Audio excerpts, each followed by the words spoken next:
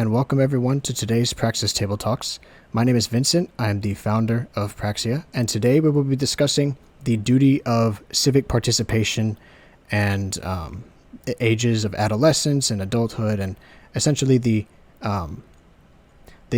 entryway of the individual into society. And so there's a wide range of topics to cover within that overarching umbrella. But joining me today, I have a Leadership Council member, Cody. Hello. And then I also have with me a veteran member, Goji. Hello. How are you guys doing today? Fantastic.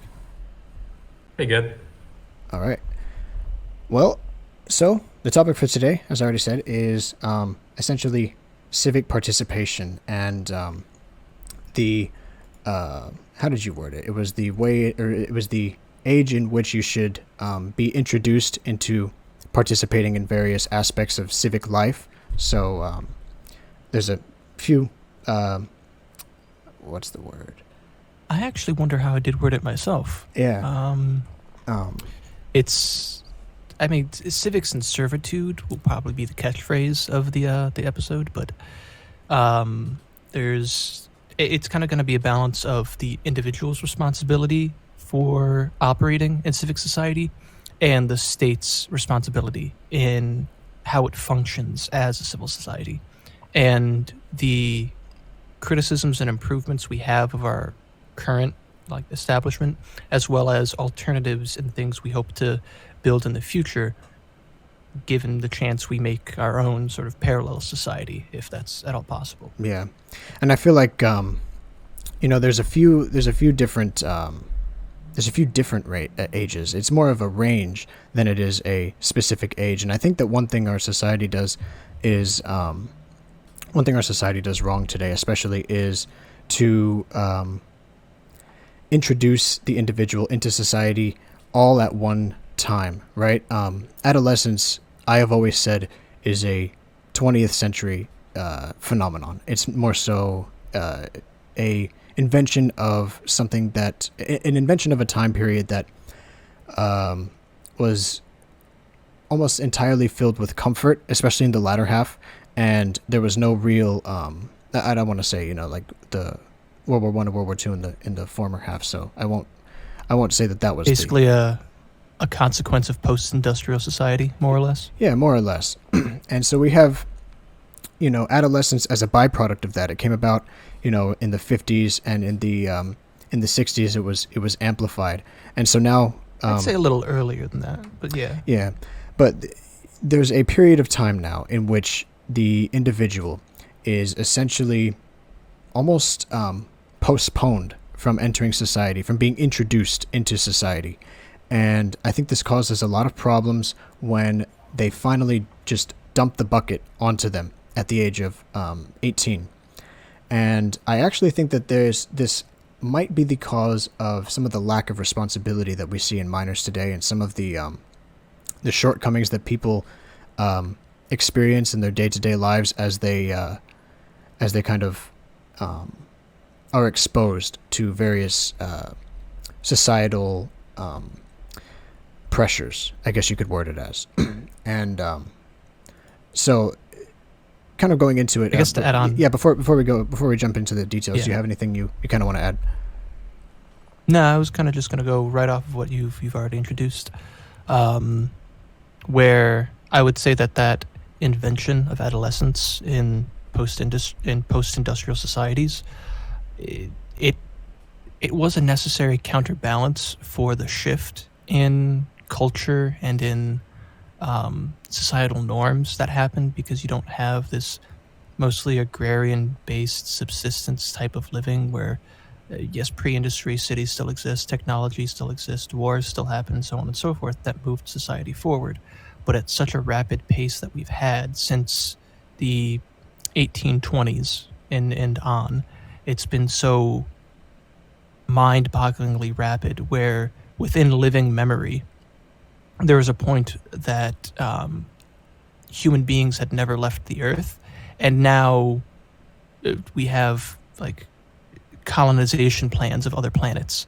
That's such a crazy thing to think about. And then previous to that, there was man never left the ground, and it jumped into a whole airline industry and locomotion and everything else. So the jump in technology really needed this sort of blossoming period for kids and adults, more or less, because there's the infant and the toddler, that innocent stage of childhood where you don't really know anything. You're kind of just there, and everyone remembers that. You kind of just like, you have no idea what the next day is going to bring, but you're happy with whatever it brings anyways. Right.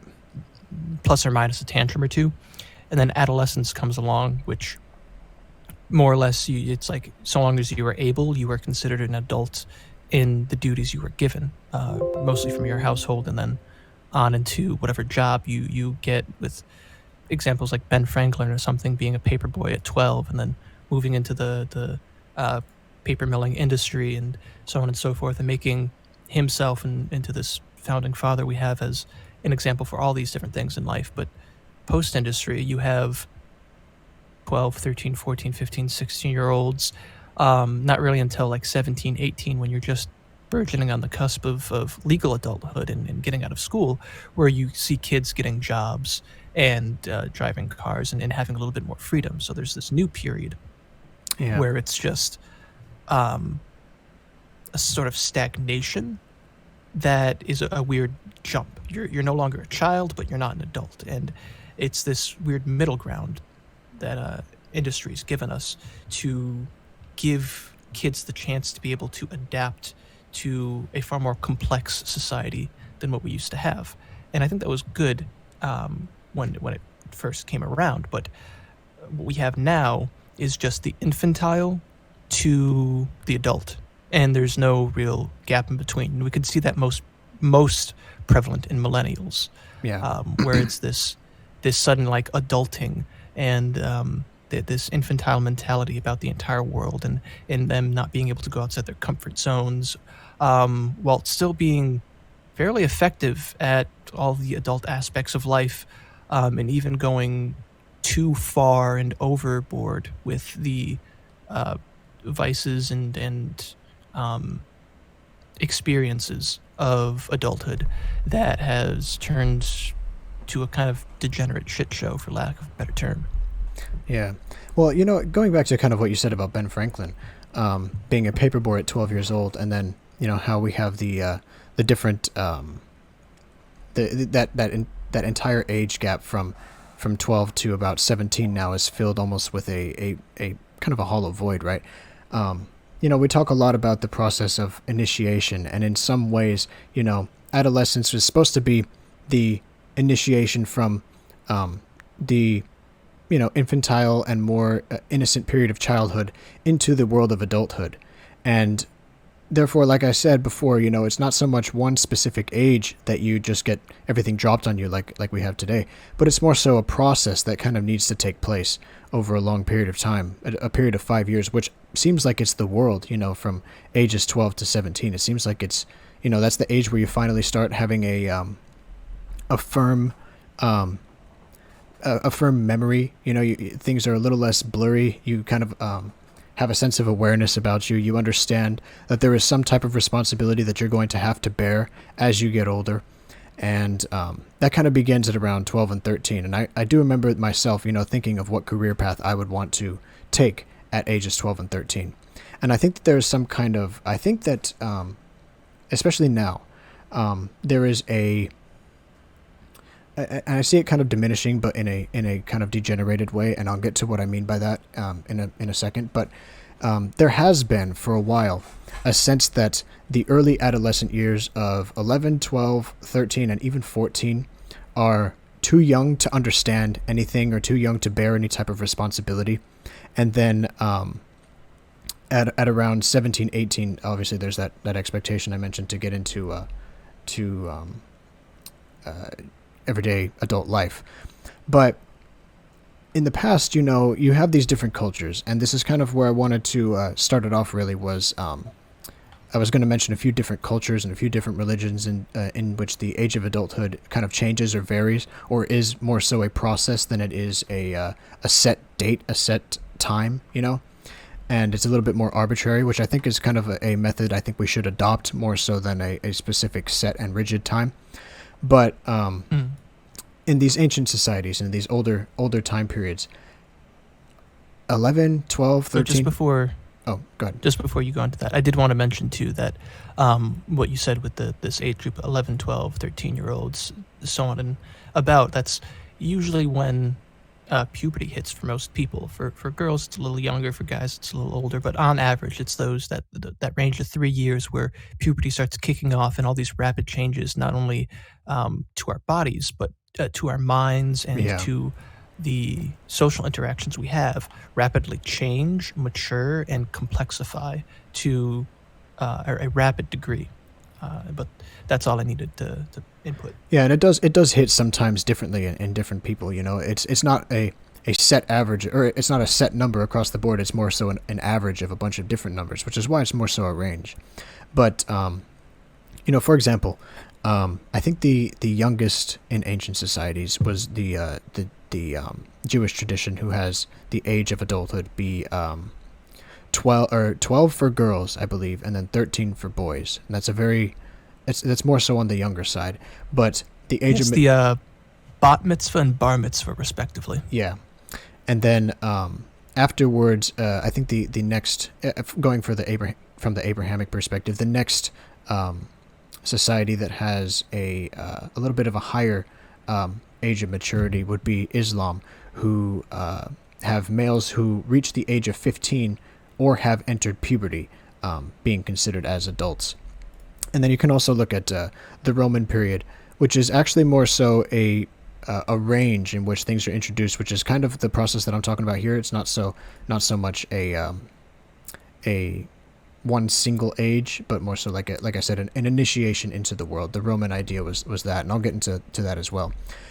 But 11, 12, 13, 14, those are the ages where I would say millennials and people around the ages of 20 to 35 kind of still expect them to be childish, and that expectation has been superimposed kind of by the older baby boomer generation. Not very receptive towards the maturity that someone can have in those early teenage years. And I think what that has done is it has prolonged that period of not immaturity, but it's prolonged that period of unawareness, and it has created a false sense of longevity in the era of pre-adolescence or preteen age years. You know what I mean? Like for a long period of time, the preteen years have been extended into as late as 14 or 15, especially in America. And I see that kind of reversing now, but like I said, in a degenerated form. You have people as young as 12 and 13 now kind of entering into society through social media, through TikTok, through watching various adult pieces of media, whether that be explicit pornography or just movies or TV shows intended for a more mature audience. That's how they're entering into society today. So I see this change. Or not even. Oh, go ahead. Sorry to interrupt.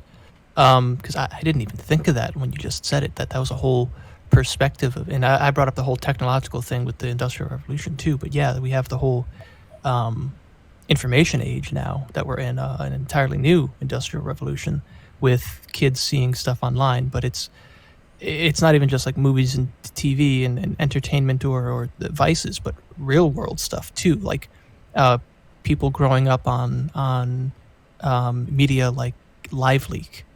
Which I've known people like going through my high school years and whatnot that have been exposed to this hardcore, like violent or brutal nature of the world with extreme tragedy and everything else that just inundated their mind and either calloused it or permanently scarred it.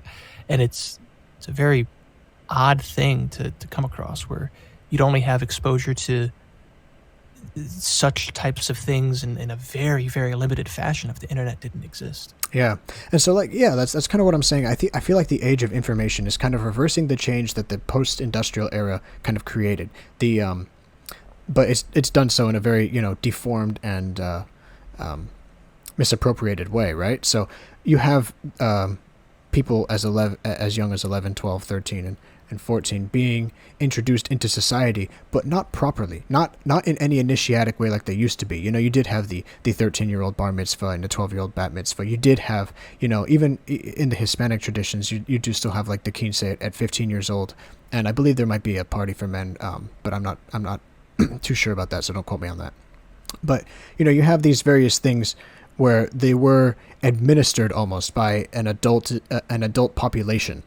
And now it's more so the kids are almost initiating themselves and not having the knowledge of how to do it or what might actually be appropriate to do in certain situations. And so you see this idealized or romanticized vision of adulthood that kids get in their head when receiving this kind of media, which might not actually be the case, or actually many times is not the case, especially with the way that certain things are written or certain things are portrayed in modern society. And I feel like we can get into that as we go on, because that's not just a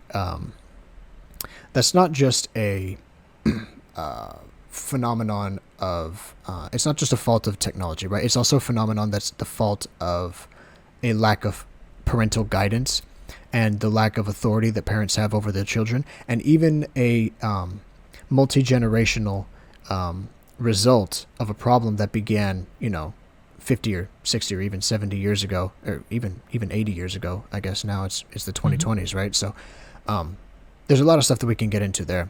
But before we do that, I actually think that we can maybe talk about, we can introduce the subject on a wider note. And what I mean by that is that there are various categories which the age of adulthood implies. And so, this ranges everything from parental authority and emancipation, and it can go as far as to, join the military. It can be to, own houses and own property and deal in business trades and things like that. It can be to, in the modern age, it would be to drive.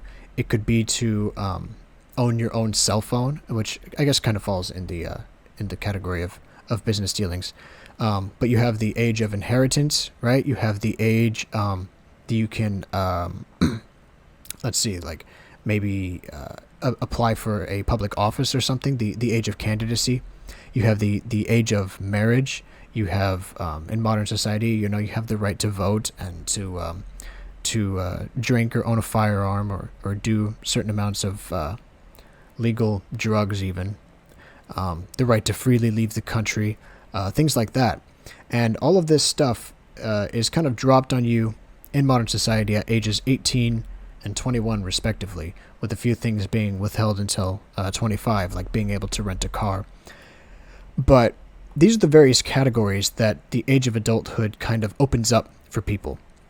And this is what I mean when I say that I think there is more so a range in which these things should be introduced to people, rather than the fashion in which they're introduced today, which is essentially withholding all of this stuff until 18 or 21.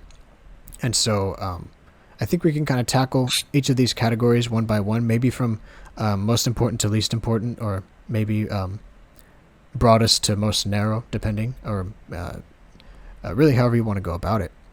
But that is the different categories that I was referring to before, is that we have each of these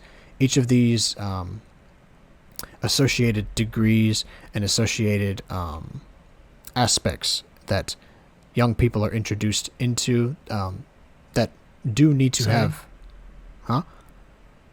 that they're introduced into society. Yeah, kind of like just a progression of maturity. And I don't think it stops with just children being slowly dipped into and immersed into adulthood, but it progresses through adulthood too, and how different ages of adults view each other, like especially with Japan and the seniority that rules over Japan and how it's like a very socially strict paradigm to always respect your elders because they're seen as the wisest and most experienced in society because they hold all that knowledge of tradition and order and just good life experience that is useful for the next generation. And it's part of the reason why, despite all of the effects of modernity, Japan has been a more or less stable society. Yeah, it has. And I think that, most Western societies have been a little more unstable than most Eastern societies. And what's funny is the West is probably the grouping of countries and nations and stuff with the highest rate or the highest age of maturity, the highest what's it called? The age of majority is the term that I found when I was researching this. The West is actually some of the highest, and some of the lowest is still, in 15 it's Iran. In Iran it's 15, and in places like let's see, like the Eastern countries like Vietnam, I know is 16. I know that North Korea has theirs at 17, which is kind of an interesting tidbit of information. But you have countries that are not Western, kind of retaining their pre-modern age of maturity within their society, whereas the West, the thresholds, whereas the West has kind of developed over the past 100 years a very late age of maturity, but still has suffered a lot more social ineptitude than these other countries. And the interesting thing is that it used to be younger for most of these cases for pretty much everything that we have in society. Like conscription could be as young as 16. I remember in the Civil War era. Yeah. And the age to legally consume alcohol was 16 or 18, depending on where you lived, and so on and so forth. And I believe it's you still have a lot of these interesting. I believe it's still 18 in Canada and in United in most Kingdom. countries it's 18, but talking specifically about the United States, because it when we're talking about the West, the global American empire, as we like to call it, the GAY, it has its fingers in pretty much every other country and has been influencing it into this amorphous creature that we do refer to as the West, because the transmutation of ideas and culture and different things in this post-neoliberal era has kind of all coagulated into this sphere of influence that is policed by the U.S.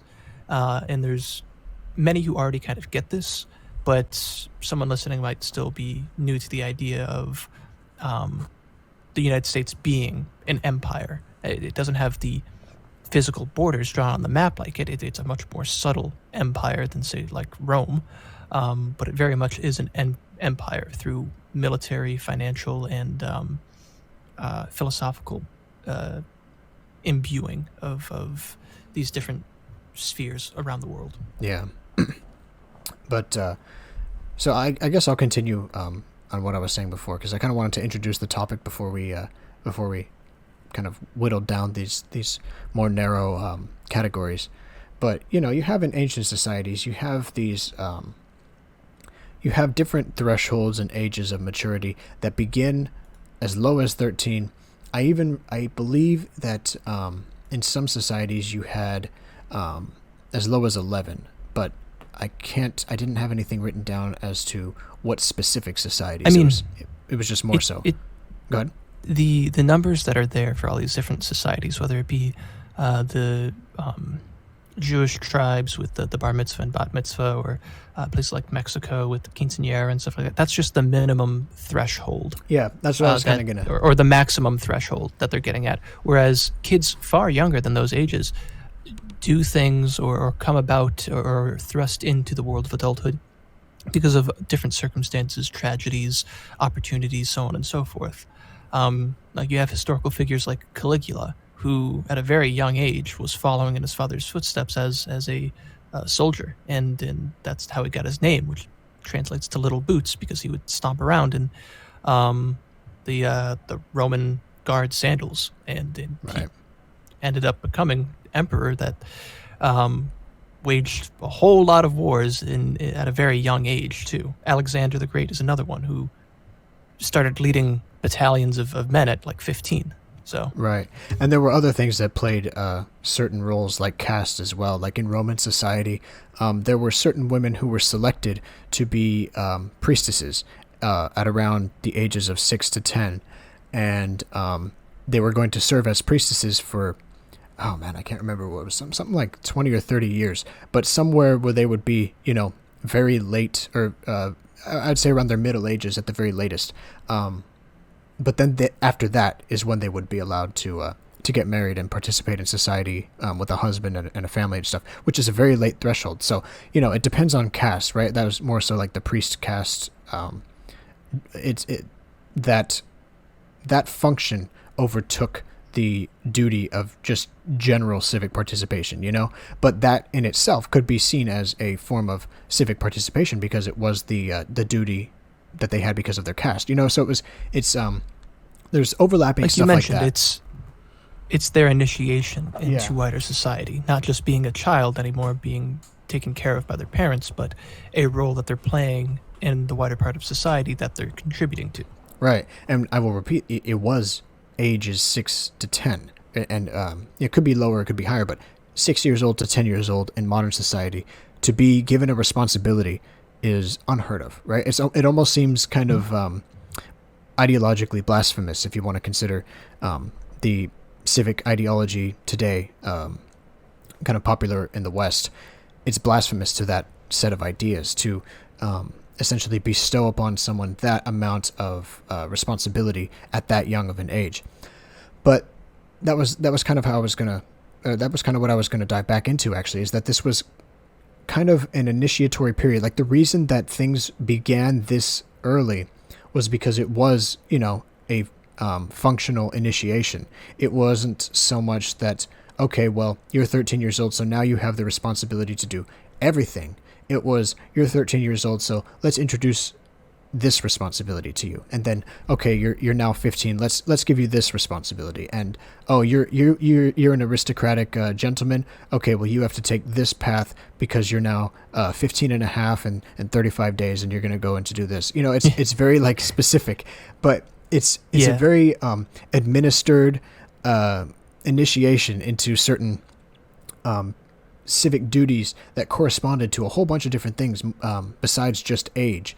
And it really is that cyclic participation in history that we kind of talk about that keeps societies alive.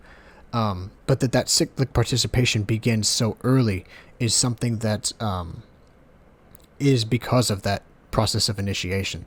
And I think that that bears a consequence of honor in our ancestors, because I would change your wording just a little bit and say it wasn't like you were given this responsibility, you were awarded this responsibility, because it was far more looked at that kids didn't have to depend on their parents anymore. They were given the ability to go out into the world on their own while they were still young, because I forget who said it off the top of my head, but I believe he's a famous writer that said youth is wasted on the young, and that's no more apparent than as you start to age and things start to shift radically in your energy and your mood and your perspective on life, and how you would affect the world differently had you had youthfulness, but with this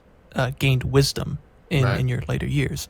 And that's always been a sentiment in all civilizations, pretty much at all points in time. And it's this interesting dynamic, because you'll have the young, youthful, arrogant person ready to take on the world and fail 100 times along the way, but with each failure they gain wisdom, and by the time they've gained all this wisdom and they have a repertoire and everything else, then there's even more opportunities available to them, given they survive the trials of maturity, right, which in ancient times did bear more risk, at least with your life, but in modern times it bears far more risk on things like a financial basis. And Yeah, which is still your life in The- certain aspects.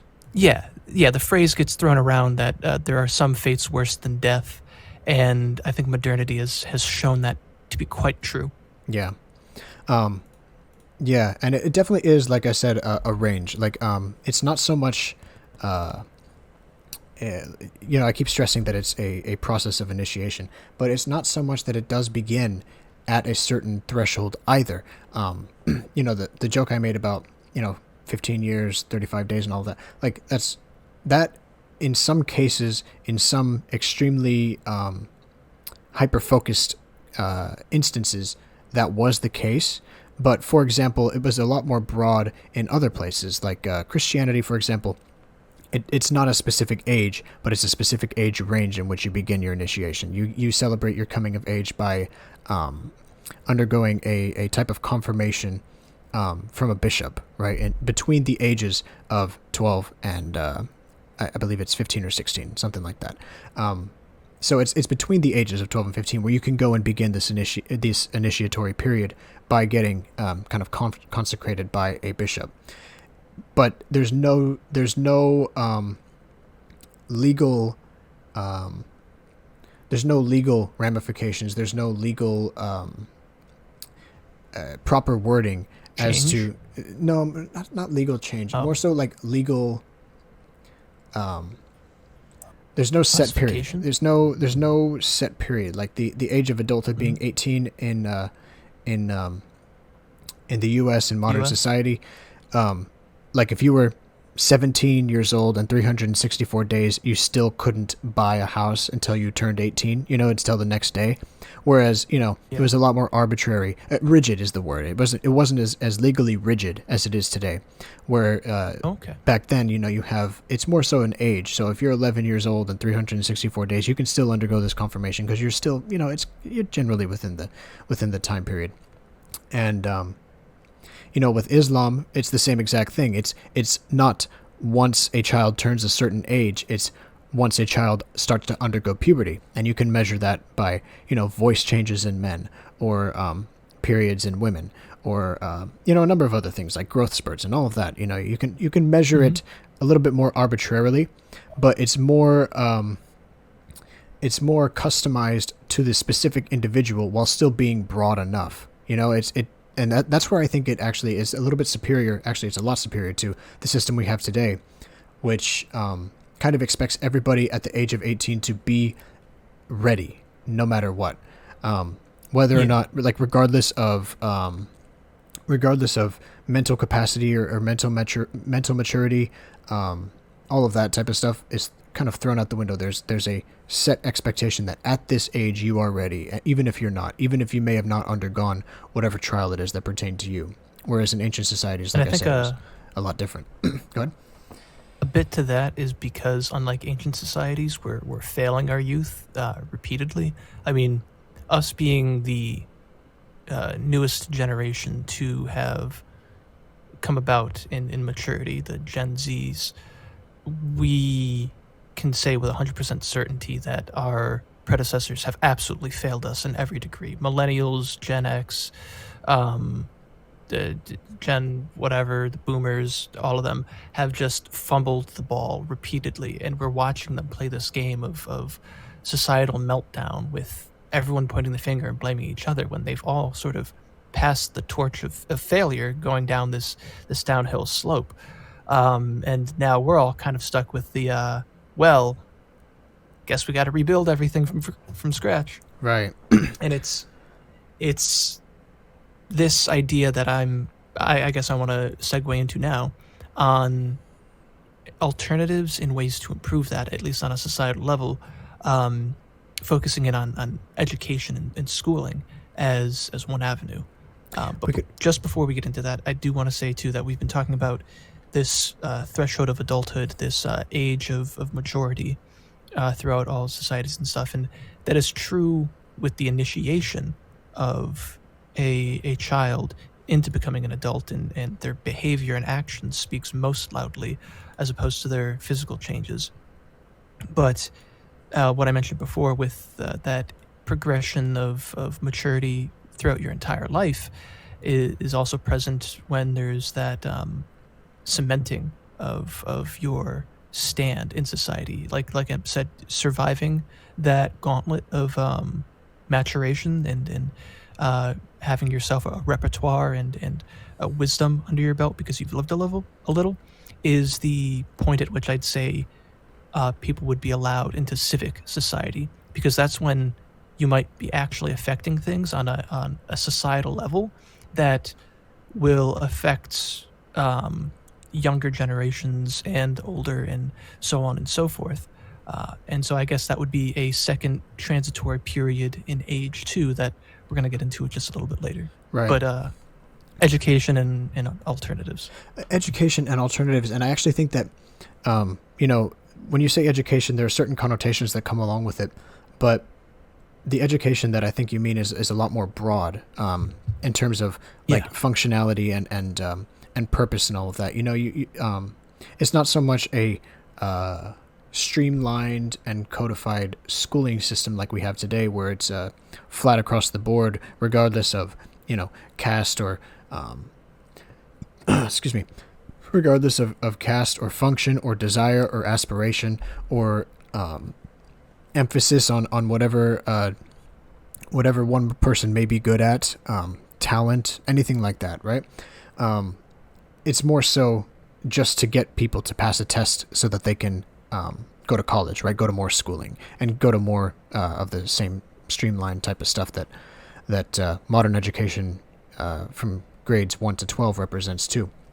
But the education that I think that people need to undergo is more so like I said before, it's an administered initiation in a specific regard of you are participating in whatever function it is that you're going to perform, but you're also you also have supervision. You're also supervised. Like, for example, Julius Caesar was born into a military family, and he knew he was going to be a military man, right? And was it Julius Caesar, or was it? Oh man, yeah, it was Caesar. It was Caesar. Okay, yeah.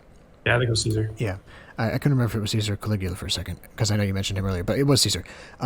He was born into a military. A lot of them kind of share the same origin story. Yeah, so they do.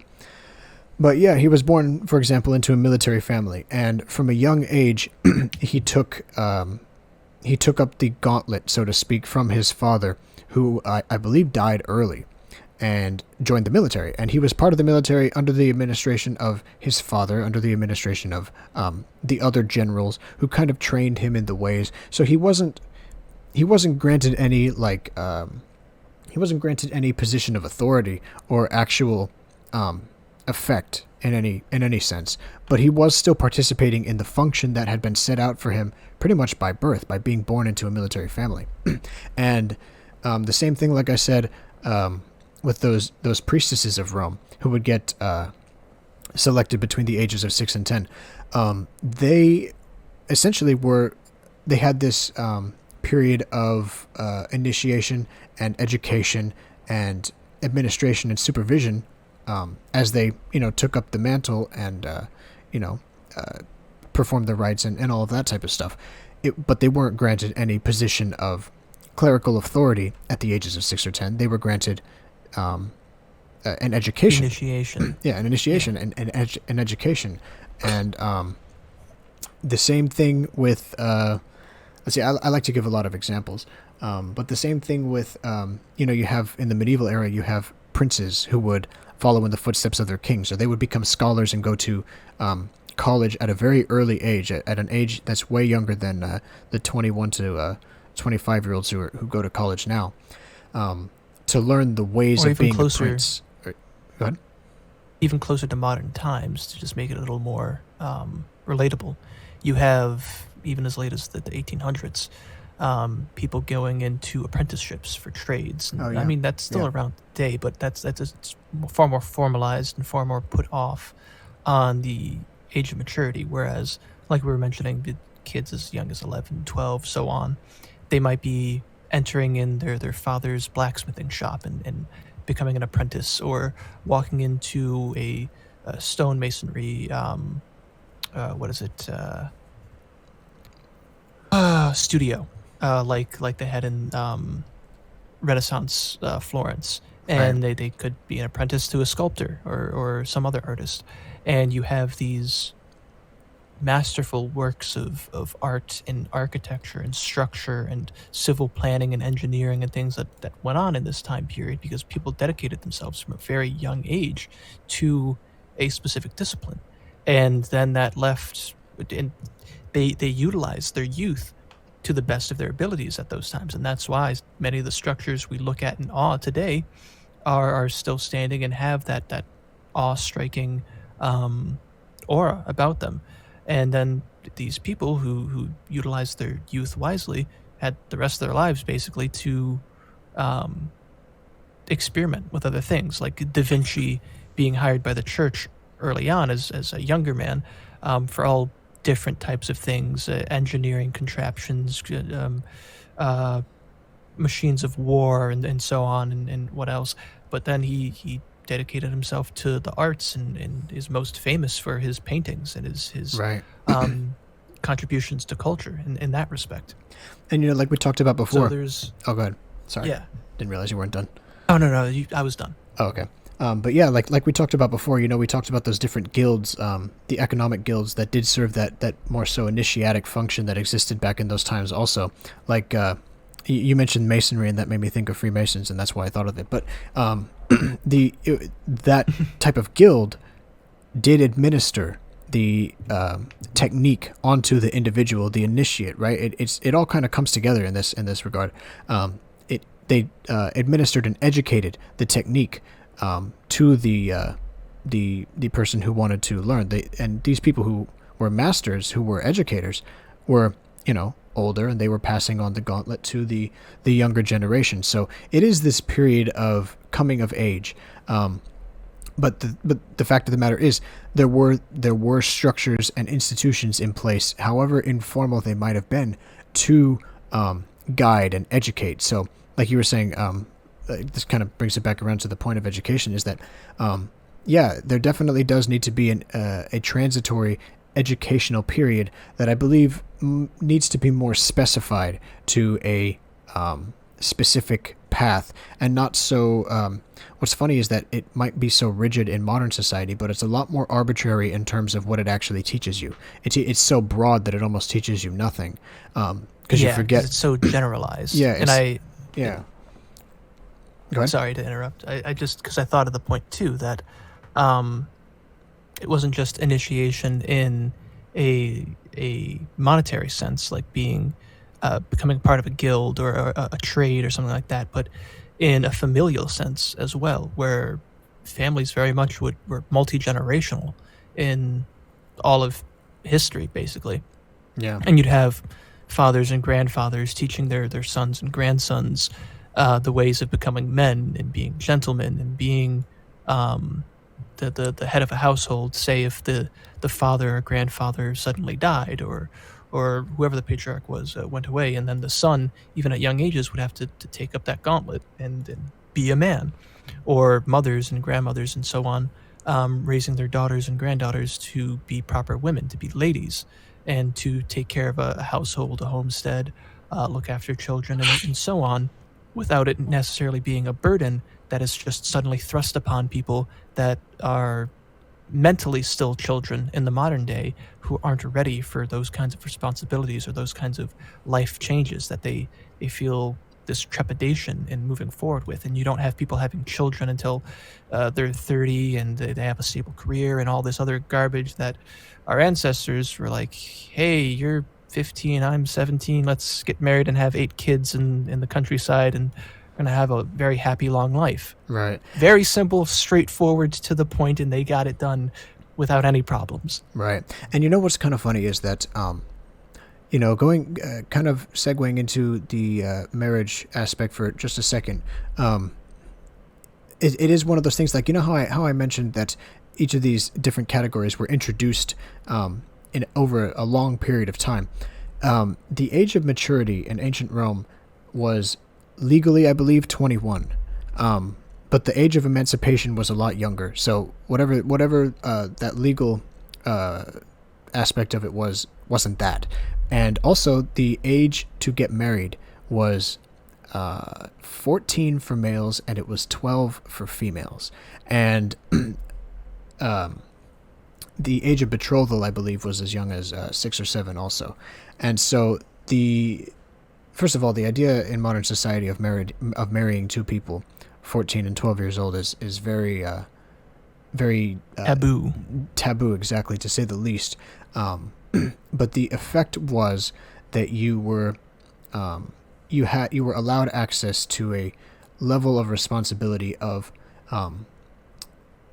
starting a lineage of your own, becoming part of a carrying on your line, so to speak, also. And that's why you did have these multi-generational families where people, grandfathers would exist alongside the fathers, who would exist alongside the children, who might even have children of their own before the grandfather died. And, you might have someone who even knows their great-grandfather as like a teenager or a 20-year-old, because that's just how it was done. And, like I said today, you still see that, but in a very bastardized and degenerated form. You think of when a person has a child that's 16 years old now, it's very informal. It's more so a negative, almost primal. Yeah, in a way. It's a very negative and taboo type of situation, and it does have its financial negativities to it, and it does have its even social ramifications to it as well. That kind of it almost encourages the individual not to have children young, which is actually very unfortunate. And so it's almost seen as like and it very much is a kind of negative and trashy lifestyle to have a child at that age, because of it's been socially conditioned that way, mostly because of industry. Yeah, it's the principle itself is not negative, but the act of doing it within the situation that we find ourselves in today has a completely different result than if the principle were raw in itself. The way we are conditioned today, that type of situation is more so a net negative than a net positive, because of the institutions around us, the way. Well, I guess a good way to put it would be that you don't enter into the age of adulthood around the time that you have a kid if you have a kid young. Whereas if you had a kid at 16, you were already kind of initiated into being an adult. You were in that mid-initiatory process where you were already, you had already had certain responsibility for a certain period of time. You were already introduced into certain worlds. Whereas 16-year-olds today, you're still withheld from much of the... You're still considered a child. Yeah, you're still withheld from much of the world. You still are restricted from doing a lot of things. And so you very much are not mentally prepared to have a kid. So that's why it is more so a net negative now, whereas before it was more so a positive. And you can see that kind of change throughout history as well. But the thing that remained the same was that the familial beginnings started at a very young age in relation to today, when most people are still unmarried at 25 and are still still don't have children at 30, just because of and the thing too. Go ahead. Sorry. Sorry, I keep interrupting, but it's you're like just there on a thought and then you lose it. So I'm trying to help you out. Yeah, you're good. And it's this isolation too from people's families, whereas previously, like we said, it was multi-generational. You could have up to your great-grandparents that you could have known in living memory and like conscious memory, and be like, hell yeah, no, I knew like my great-grandparent and what he liked and or what her favorite food was, or so on and so forth. Yeah. Whereas today now you'd be lucky to have like a mature bond with your regular grandparents, because you're expected to move somewhere else on your own by a certain age too, and have all these other responsibilities dumped on you with all this financial tomfoolery going about in modern times. That is a complete discontinuity from how things used to work. It used to be people would live and die essentially within the same household, not necessarily because they had to, but because it functioned much better. Like, there was more money to share across the family. Yes, there were more mouths to feed, but everyone was helping each other out. If you did have a child young, you could have the parent and grandparent help you to help you figure out these things on a career or a job or things like that. You weren't just on your own in pretty much social isolation like we are now, on top of being developmentally stunted like this post-industrial adolescence has kind of brought us to. And that's the real unfortunate factor, is that, and I say again, like, it's most evident with millennials, you see this fear and trepidation and like neurotic disavowal of everything that came before them, because everything that came before them didn't prepare them for what they their predecessors had done. And it's that constant failure Gen Z like us now see, with this fumbling of the ball to and fro, that no one knows what they're really doing, as each of them are getting in different stages of their own maturity. Right. And it's very frightening to see with millennials, because there's all this the anti-child movements and this constant infantilization of themselves, and having people having their problems outsourced to be solved, instead of just doing things and solving their problems on their own, whether they be mental or physical or financial or so on. Right. And the problem with number one, that period is that period of adolescence now that we have, that is so rigid, especially with high school years and adolescence and things like that. The problem that it causes is that it causes the maturity ceiling to lower each time. The ceiling of readiness, that point of that point of maturity, it lowers each time. The point of education and the point of I guess self-awareness, in a sense, lowers each time, each generation. So this process did begin with the baby boomers, or maybe the generation before them, but they were still well-rounded individuals because they were taught by well-rounded individuals when this period began. But their readiness over time, their maturity over time, and their awareness over time decreased. And so the readiness to kind of initiate the next generation, for the baby boomers, for example, was a lot higher than it was for Gen X. That was the next generation, Gen X, yeah. For Gen X. I get confused between Gen X and Zennials, I believe they're called. Yeah. Those are the two generations between the boomers and the millennials. Yeah. But yeah, you see this kind of like decrease in what's it called? What is the word? I guess confidence would be a good way to put it. You see a decrease in confidence in the ability in oneself to kind of administer that initiatory period for the next generation. And so each generation, that period is given more, that responsibility is given more to the institutions than it is to the parents.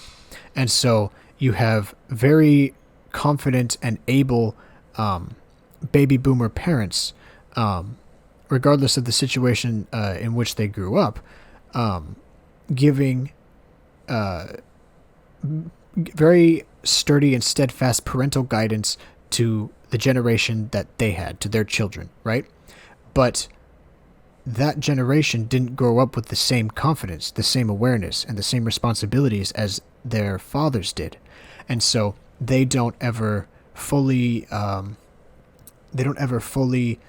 develop and gain that ability and confidence and responsibility themselves. And so they pass that responsibility onto the institutions.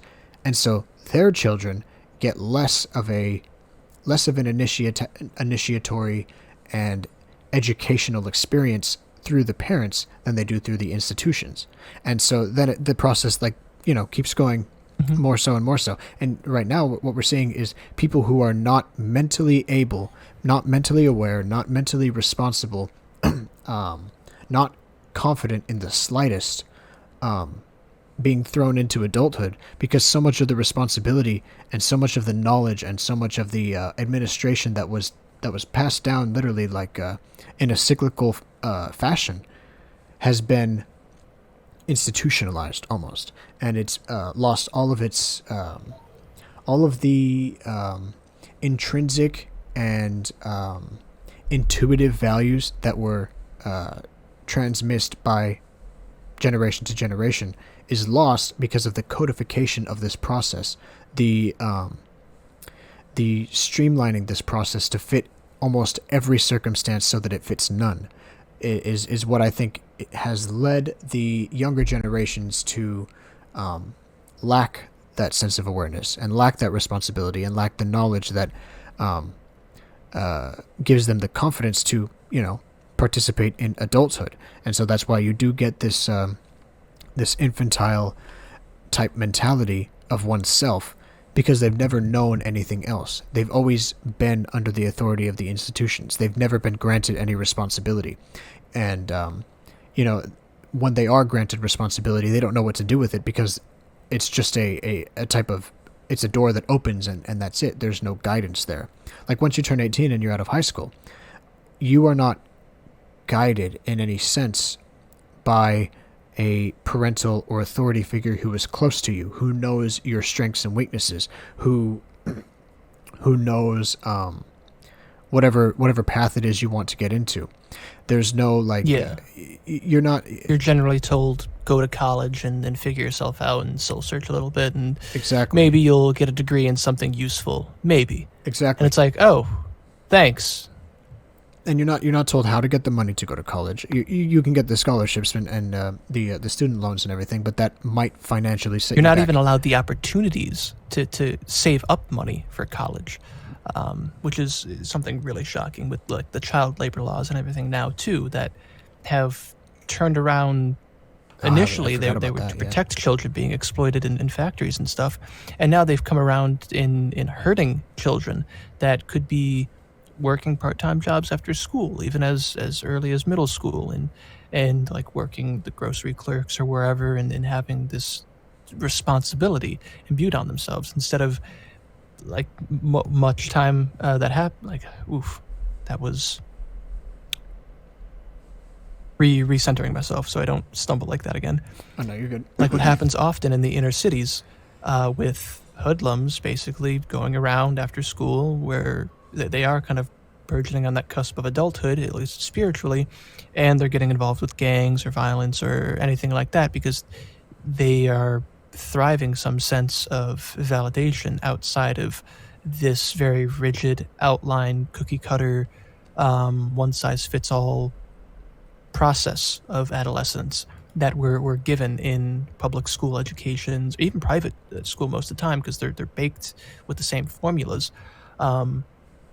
And all these other expectations of children and adolescents and adults throughout society. Like there's this really hard and fast separation. And I think that brings back around to the point that we wanted to make earlier, but we got a little sidetracked with schooling and education. Right. And I think one way we can actually materially affect things and start to change things in the political sense, kind of, is going to our school board meetings and going to our what are they called? Oh, like city council meetings? sorry, I had a brain fart. Yeah, city council or state governments, whatever, whoever's in charge of education and bringing forward these ideas of civics classes, because one of the things I think is the weakest aspect of education in our public setting is 100% civics, where we're given this sort of surface level veneer of how our governments or our societies work, but there's no like meat to it. There's no potatoes to it or anything. That you, like, I remember having a field trip to our city courthouse once in middle school, and we saw the building, and that was basically it. There wasn't really any substance to it that we absorbed. It was kind of just getting out of school and seeing this dreary-looking building type of deal. Yeah. Whereas an actual applied education of how things actually work, at least on a simplified version when you're young, and then adding to that and complexifying it to represent reality as you grow to the point that you are ready to utilize all these things that already exist in society, not just the hypotheticals or the traditionals that we were just giving, but the real world stuff right now. Right. You were talking a bit about like the learning civics by going to the courthouse, by learning civics by getting the essential outline of the workings of certain things, but not really getting involved. And that kind of made me remember about a few things which I think kind of need to be addressed in terms of civics in general. Right, because you have, like, for example, like I said earlier, you have the princes going to college learning how to be princes. You have the bishops going to church to learn how to be, or the bishop aspiring youth. Aspirant? Yeah, the bishop aspirant going to the church to learn his trade, so to speak. And you have the prince learning to go be a king. You have the blacksmith learning to be a blacksmith and all of that. You have people who are going to, for sure, be in positions of authority, learning that position that they're going to be in. So, for example, you also have judges learning law at a very early age. And you also have, for example, people of noble birth, even if they may not be the inheritor of a title, they're still learning things like trade routes and public relations, foreign relations, and all of this type of stuff that is being thrown at them at a very young age. And so one thing I want to address is kind of the age of candidacy, the age of participating in official public life, if that is going to be the path that one takes, because I can give a little personal background on that too. Yeah, sure. Because, like, with this education aspect of things, I was in the accelerated classes in both my middle school and high school, and so there was a requirement of having a certain amount of hours of community service to have on record that the people organizing whatever community service you were committed to would sign off on, and you'd submit and have a record of it to make sure you're getting involved civically like you're expected to, because we were the cream of the crop of our schools. So we were expected to be those leaders, not just in the classroom and academically, but in the real world. And that was kind of the biggest educator in any sense of the real world of civics, of how things actually worked, because it was us on our own finding these opportunities to help benefit our community, or to learn about where we live and the problems that exist there, and try to find solutions to them, or assist in the solutions as much as we can. And I think that was the best aspect of those accelerated programs that we have. But it was really the only thing that gave kids like myself any real substance outside of just theory. Right. And that's what I wanted to expand with this improvement to schools' curriculums, where it's taking those field trips to courthouses or to, like, the post office or something, but actually having an application to it, having it be a little hands-on, where kids will take a genuine understanding of what's going on and learn about it, where there's a continuity between what happens in the classroom and what happens in real life, so that they know it's not just some boring thing that they could stare off into space about, but something that they'll actually need to know. Because me, on my own, figuring things out when I'm in college, 1,000 miles away from my parents and everything, using the mail and using, which we'd consider kind of archaic with email and phones and text messages and everything like that. But using the mail systems, contacting my politicians, contacting these different departments to report some sort of dangerous violation of something, or to apply for something like a gun permit, or like I don't know, anything you could think of, like housing or something to build up land or make an extension of your house, so on and so forth. These are things that should be being taught in public education, at least, and maybe even assisted with family. That it's these aspects of life that are just given to kids little by little, so it's not just dropped all of them all at once, and also preparing them for when they are beyond that threshold of adulthood.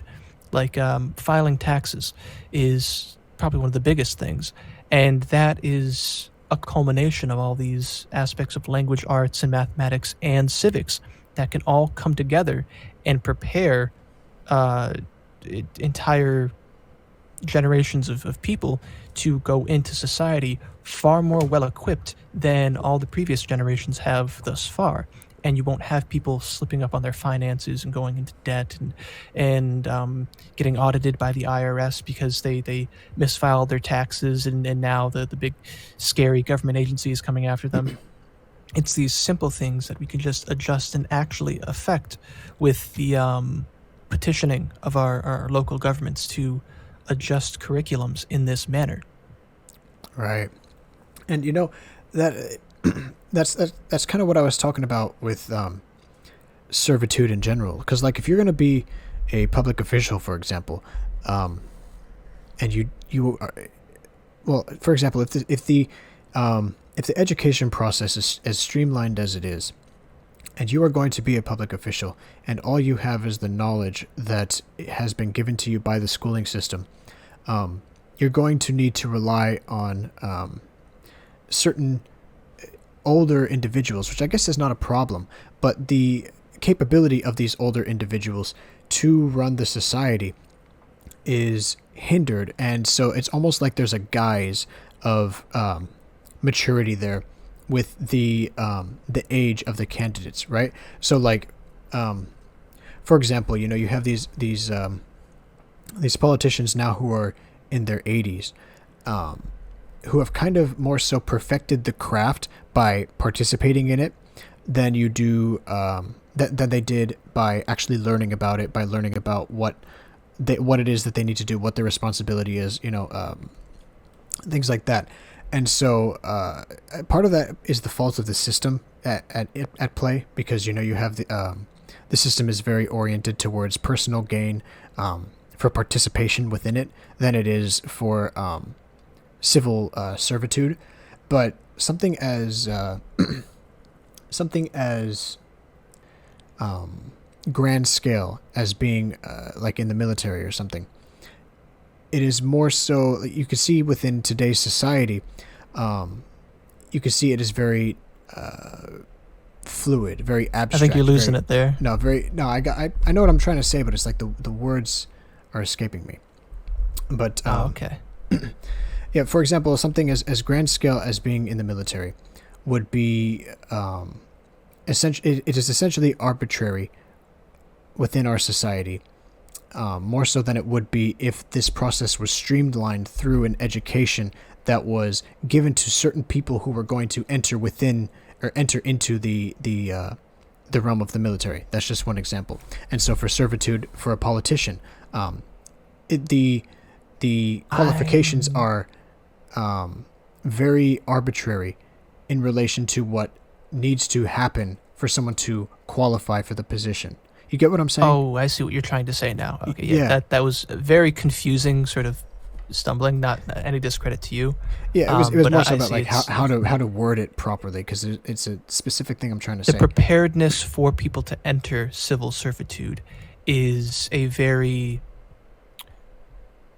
misaligned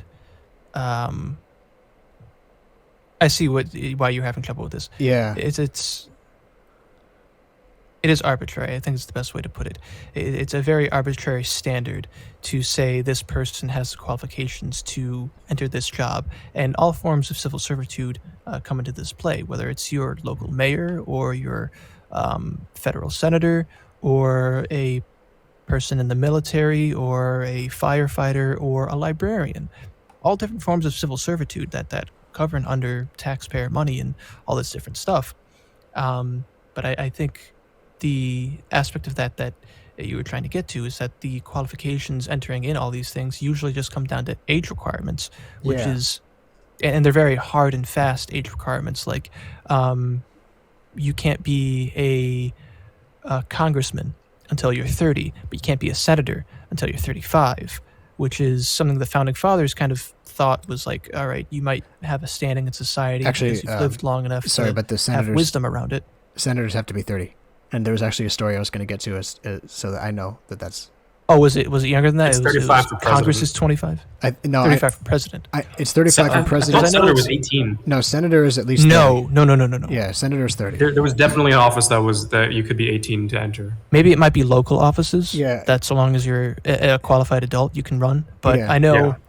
it was like 5-year gaps between each of them. So I know maybe Congress then was 25 and senator was 30, and then the president was 35 because it was more concentrated realms of power. Like the president was obviously the executive that's at the top of the pyramid, more or less. Right. So there's far more power coalesced into one person. So you'd want a person that has lived more and has probably gone through the different avenues of civic service. House of Representatives. You have to be at least Yeah. 18 to be a Yeah, state Okay. representative. that makes sense. Okay. Within the state itself, not on a federal level. Well, I mean, whatever. House Representative, state representative, Oh, is that whatever Is that, that office is called. 'Cause I'm almost 100% certain it says within the Constitution itself that it's like 5 years in between senator and congressman that has that distinction. So it might be like a state thing, like a state representative. But this is getting Yeah. into the weeds a little bit. yeah. But it's like it's understandable what the founding fathers were trying to do and their vision of this society, but that's kind of been evolved in more or less a sense, which is what I'm bringing up here now too with this civics in public education, because public education is something that is important within the context of our modern society, not something that we can just theorize away, but something we can actively affect. And I go through what you were mentioning with these different offices and office holders and the requirements and responsibilities that these different people would have. Well, And like for example, I think I have here. For example, Well, let me just finish real quick.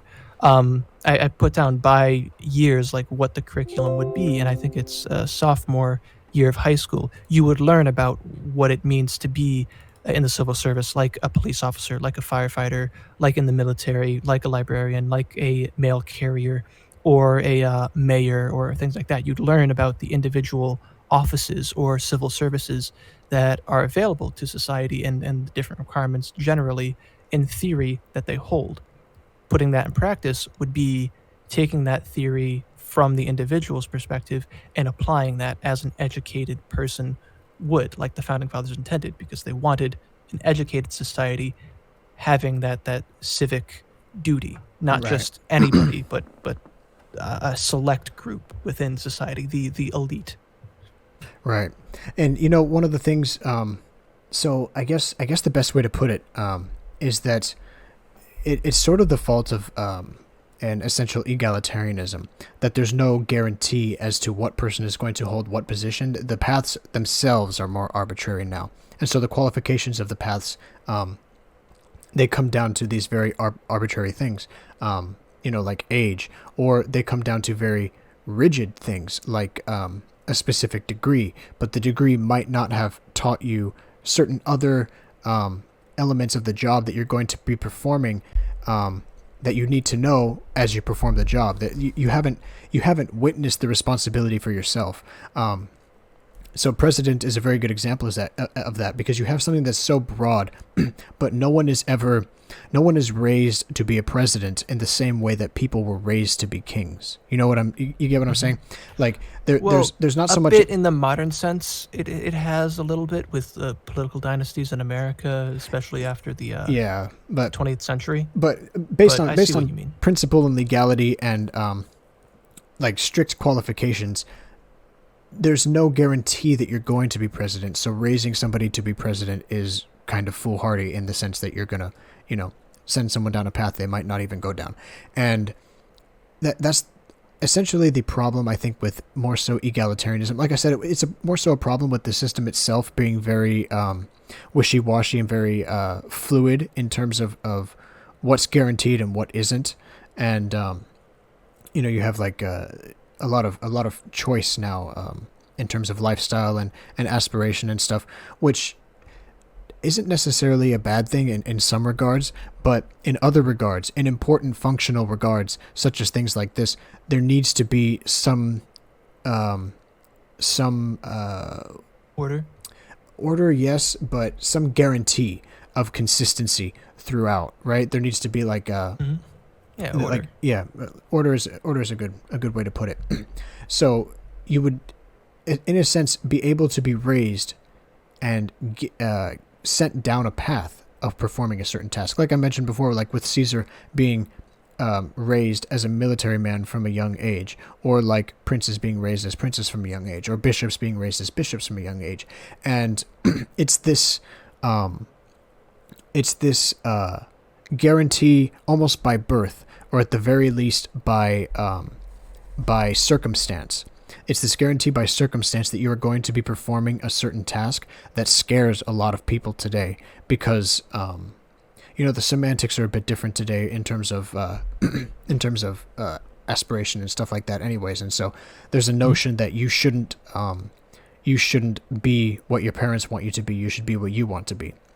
And like I said, I think that comes down to a bit more of a fundamental issues with the Enlightenment and liberalism and democracy in total, right, and how our societies are meant to function, but how they don't translate into reality, especially with different demographics of people and different changes in technology that have mutated what the vision of our founding fathers, for instance, in the U.S., had for the nation, as opposed to what it's lived out to be.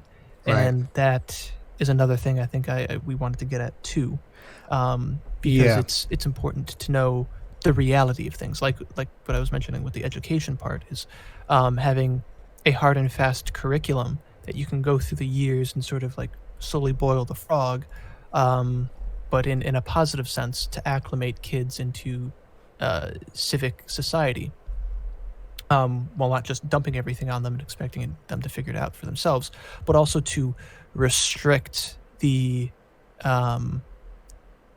access to civic duty is the best way I can put it as well. And that's a few different points on like rights and voting and the lies of liberalism, to what we were talking about off call with civil conscription and things like emancipation and what we've already gotten to with the threshold of responsibility and so on. Right. And which one of those would you want to tackle first? Well, first of all, I want to kind of tackle the broad kind of category of being introduced into these things. So, like the story I was going to bring up with the senators having to be 30. Let's see. There was a man by the name of Rush Holt, who is a West Virginian who was elected to the Senate of the United States at 29 years old. He essentially, what he had to do was he had to wait until his 30th birthday to actually take office, which was about half a year into the session of the Senate, which came about when he was elected. So it's the rigidity of this. It's the rigidity of this system that literally stopped a person who otherwise might have been qualified. I don't know too much about him. I just know the story. Who otherwise might have been qualified for the position, not being able to attain it because of the legal rigidity of the wording itself having to be 30, you having to wait for your birthday. That's essentially what I was getting at in the beginning. And so one change that I would recommend, one change that I think that we should support, is the change of essentially reversing or inversing what is rigid and what is arbitrary, what is fluid. In a sense, there's a lot of legal and a lot of political, in the sense of it being based upon policy. There's a lot of political workings that require strict qualifications for certain things. They require strict requirements, basically. Yeah, strict. There are very strict requirements, both politically, legislatively, and legally, that stop people from doing things that they would otherwise be qualified to do in terms of maturity and capability and maybe even knowledge, if that makes sense. And so like how we mentioned with the child labor laws kind of backfiring in this more modern context now. Exactly. Just like that. And so one of the things that... Oh, go ahead. I do want to have a little bit of pushback, because I do think some rigidity is necessary to have like a standard, like a baseline standard, to make sure that it's not just completely fluid across the board, where people might not know at all, because it's a harder standard to grasp if they are eligible for these different things, and they'll have to try and get rejected for something like, I don't know, purchase of a firearm, because that's just the first thing that comes to mind because I'm an American. But things like that would be like, okay, well, when is this standard for everyone, or is it just like when I'm deemed worthy, that type of deal? Well, I think that threshold might be good to be raised a bit, just so people have a life experience before they enter in this realm of civic discipline. Yeah. And it might be best to have other requirements around this diving into civic duty, not just with service, but with things like the democratic process, which I wasn't finished with the idea, which is probably because like I have something that might kind of rectify what I was saying, because it wasn't the whole idea, but essentially what I mean is invert what is rigid and what is fluid. And so the rigidity of it being restricted to a certain age and restricted to a certain physical qualification is something that I think could be laxed a little bit more. But what in as the inverse, there is stuff that is fluid, like administration, which I think should be a little bit more rigid. So for example, instead of having these age requirements, you have a kind of supervision over you by various... Hello? He's put in the chat that he doesn't mean to screw with the recording, but he has to go get food. He'll be back soon. Oh, okay. So the inverse that I was talking about was, in a sense, taking the things that are rigid and making them more fluid, and then taking the elements of society that are fluid and then making them more rigid. So, you have these various elements that require strict qualifications to be able to enter within the sphere of whatever it is that you're aspiring to, without maybe having the more intuitive knowledge that comes with the rigidity of administration. So you take the rigidity of having that requirement and you make it a little bit more fluid, and then you take the fluidity of having no administration, you make that a little bit more rigid. So what you would have is a supervision over you by various authority figures in the sphere of which you're trying to participate. So like that story that I mentioned with Rush Holt, not being able to attain office, that wouldn't happen in a society with less rigid policies but more rigid supervision and education.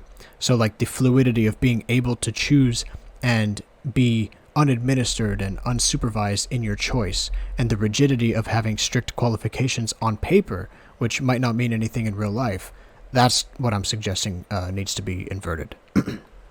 Okay, so not so much a process of the theory and technicality of a lot of these fields, like is what's often sold to us in university, but more of the practical and skillful approach that's garnered through intuition and experience and wisdom. Right. The qualifications to attain a certain thing shouldn't be almost level locked, right? It shouldn't be locked behind a certain threshold that might be, like I said, a strict qualification on paper, but that you meet every other requirement to actually do the job. Like you might be extremely qualified to do the job, you just might not be the right age, right? Or you might not have the right degree. I guess the measure of that is... That's the problem. The question is, how do you measure that? That's the problem, right? That's the problem, is that there's no strict measurement by which that might be indicated. Anyways, go ahead. I think I'm getting to a little thing that might be able to do that. And that comes around to the Civic Conscription, emancipation, and the restriction of suffrage. Those three things might help with those aspects of society in a way, alongside with public education and familial advocacy kind of coming around a bit more. Those are more broader societal things that people will have to do on their own. But in a legalistic standpoint, like kind of what you're suggesting now, is taking those requirements and materializing them to a sturdier degree. Right. Yeah. It's exactly emancipation, that. I think we should start with first, because emancipation in the legal sense is the ability for someone who is under a legal guardianship, like a child or some sort of dependent, is trying to present the case that they have the ability to take care of themselves. Famous example now is the Britney Spears, where she was still under the legal guardianship of her father, and she had to fight a court case even though she was like 30-something now, maybe older, I'm not even sure, to be emancipated from her father because all different legalistic BS. But that can happen as early as 16 for kids in the U.S. at least. I think in all 50 states, 16 is the minimum age you can be emancipated. My friend actually in high school had to go through that process, and she was a very talented, smart, hardworking girl, the valedictorian of my class, and that showed in her ability to emancipate herself because she could prove that she didn't need her parents in this environment she was living in, and could go off into the world far more boldly than most of our classmates, because they were still all dependent on their households and their families for many things, whereas she wasn't. And I think that's a thing we should be able to normalize a bit more. Not like in the case of my friend where she was doing it more out of like a toxic home environment. I don't want to get into any details or unintentionally dox or anything. Right. But for more people to be able to say that, hey, I want to start life a bit earlier and be able to do these things on my own, and maybe lower that age requirement for emancipation to just show that you can prove to the state or some authority or whatever that even though you may legally still be listed as a child, you can take care of yourself. You have a job. Your academics are in order.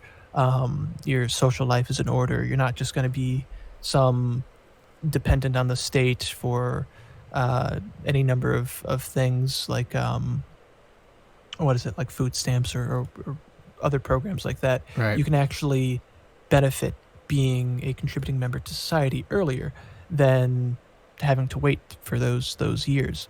And I think that should be a route that's advocated, not so much left as a a last resort or last measure type of deal, because that often happens with foster kids too, where they don't want to. They're usually too old to be adopted now, anyways. So they emancipate themselves from the guardianship of whatever foster home they're in, and they go and live on their own, because many times in foster home they're pretty much taking care of themselves anyways. Yeah. And you know what, that kind of brings up the question as to what emancipation actually is, right? Because in America we have this, or actually even in the modern day, we have this notion that being emancipated is to be given all responsibilities of adult life. But that doesn't necessarily have to be the case. Like, for example, I keep bringing up ancient Rome because they have a very comparative law to ours, and a very comparative function in society as to what we would have in America and in the modern day. Just more so, it's a bit more it's more traditional there, obviously, and things like that. But the codification of certain things within law, you can kind of mirror the United States to Rome in that regard, and I guess that was kind of the intent of the founders. But for example, in Roman law, you have the kind of patriarch, right? The patriarch figure was the head of the family, and he was the head of the family for as long as he lived. This is more so within their tradition, that he actually had to perform the rite of lighting the fire, which was the family's eternal flame. That was kind of his duty, and his authority spread to all of the members within his family, including legal authorities. And so whether or not you were of a certain age, it didn't really matter. You still had that patriarchal authority, even if you were 21. But that doesn't mean that you weren't able to participate in society. However, you could be emancipated at any point in time. Like, they emancipated their slaves quite often in ancient Rome. And they had house slaves and stuff like that in ancient Rome that they would keep under their supervision. So essentially, the children were treated, in a sense, legally, in a sense, I guess, like the slaves were, in the sense that they were still owned by the patriarch up till whenever it was. But that doesn't mean that they weren't given adulthood when they reached that age. It's that initiatory period of transitioning into having a responsibility. Now I can go off into the world on my own. Yeah, exactly. That didn't necessarily mean that you were emancipated in the sense that you were not, that you did not have to answer to the patriarch. It just meant that you were able to participate in your own life, and you had certain responsibilities, and you had certain freedoms, and were granted certain rights and things. And I believe, because I did a little reading on the Roman system too, and how the patriarchs worked, and they were the patriarch of a household was basically like the legal mediator for everything under the family, whether that was a family of like 40 people who were all descended from this one old guy who is still like a very much an authority within his family, or whether it's just his wife and kids and so on, and he's his representative of that domicile to the rest of Roman society.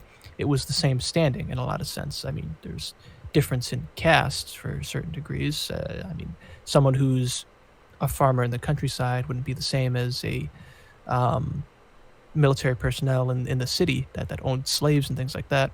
Right. But even within the household, they were legal mediators between slaves and other family members, even where slaves had certain rights too, and they had concessions or petitions they could bring to the patriarch on different grievances they might have had, because one bad apple in the family might be mistreating the house slave, and that's a no can do either, because the slave was kind of treated as part of the family or an extension thereof, at least from the view of the Roman government. And it was a very interesting system in how it worked, but it seemed very civilized despite our nose up in the air attitude looking at the past in modern society. Right.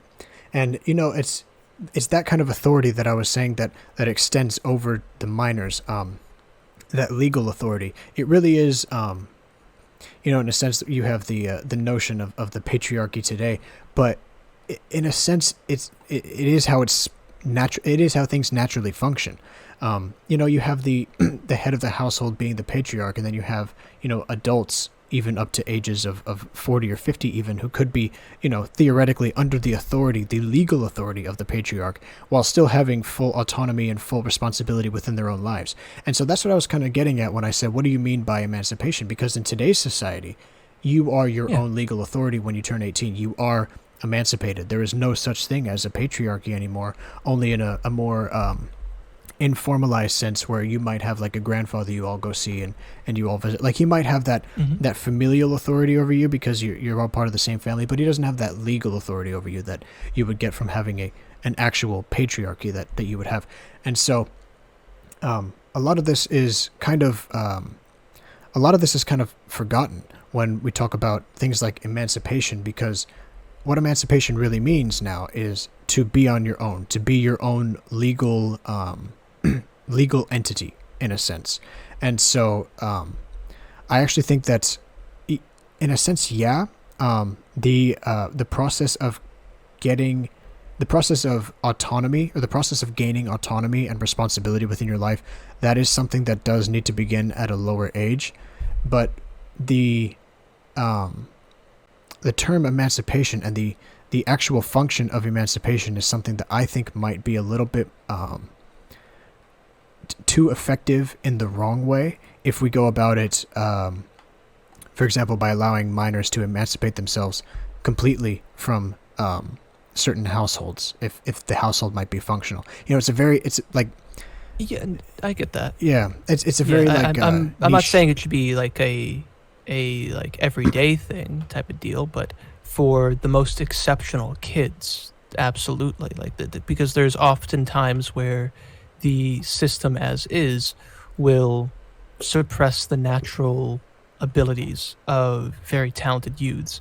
I might be an example of that too, because me getting back into art and different artistry, the visual medium of art, I used to be very, very good at it. I had just a natural disposition about it since I was very young. And even looking back at art I drew and painted at 11, I'm struggling to recreate now because I just didn't maintain that discipline. And that I don't want to completely blame the school system and whatnot else, because it ultimately falls on my shoulders to maintain a discipline like that. But it definitely made it far more difficult to culture that talent, and it's just a hint of resentment on where I could be now versus where I am. Right, if you had put all of your effort into it, like if you put all your effort into being an artist, and if you were administered by maybe an artist's guild, right, or something like that, where you might have had an authority or guiding figure as to, help you perfect your craft, so to speak, instead of being placed in a 9 to 5 or whatever it might have been school system. It's that type of thing where, like for example, myself, I was more interested in well, there's quite a few paths. I actually would consider myself kind of like a jack of all trades, in a sense where I have many different paths I want to go down, where I'm very interested in writing and things like that. But from the age of 12, I knew, for example, that I wanted to be in the real estate career, the real estate industry. And I remember asking my teachers,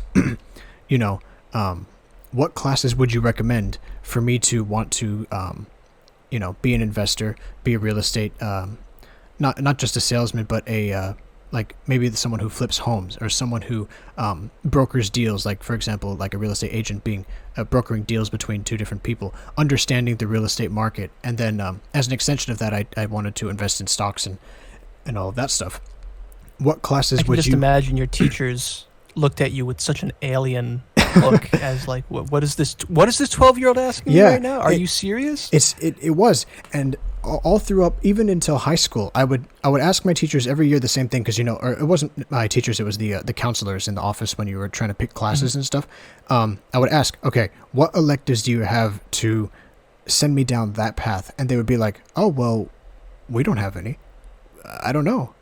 You could take this very broad business and marketing class, which I did take, or you can take maybe like I took AP microeconomics as well in high school.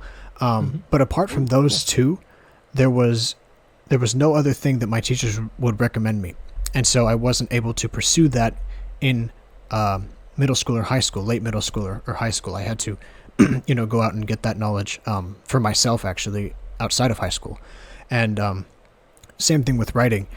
I was always in the honors writing classes, but there was just never enough guidance in perfecting the craft for writing things that I wanted to write about.